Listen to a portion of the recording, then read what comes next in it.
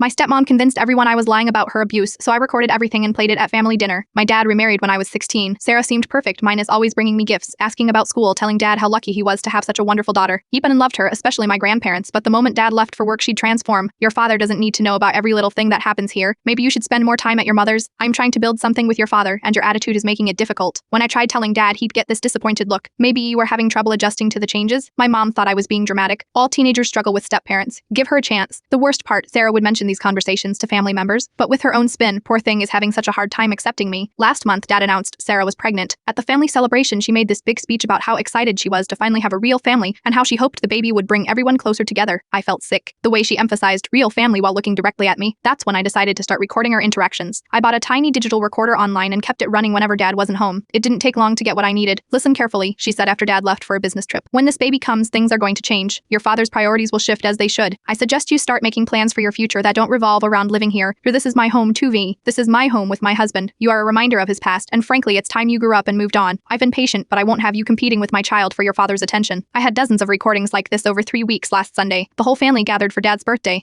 Sarah was in full performance mode, arm around me, telling everyone how proud she was of her stepdaughter and how we were building such a beautiful bond. During dessert, dad stood up to make a toast about family and how grateful he was that Sarah and I had grown so close. That's when I pulled out my phone, connected it to the Bluetooth speaker, and said, I have something to share about our beautiful bond. The first recording started playing. Sarah's voice filled the room. You are a reminder of his past, and frankly, it's time you grew up and moved on. The table went dead silent. Sarah's face went white, then red, then white again. This is fake, she whispered. She edited this somehow. I played the second recording, then the third. By the fourth one, she was crying, saying I was manipulative and trying to destroy her family. My dad just sat there staring at his plate. When the recordings finished, he looked up at Sarah and said, pack a bag. We'll talk when I am calmer. My grandmother, who had spent 2 years praising Sarah's kindness, started crying. How could we not see this? Sarah left that night. She's been posting on social media about Texcat family dynamics and protecting her unborn child from manipulation. Half of dad's friends think I am a vindictive teenager who destroyed a pregnant woman's marriage, but dad and I are talking again, minus really talking, and he's looking into family therapy for when the baby comes. Sometimes the truth sounds ugly when you play it back, but it's still the truth.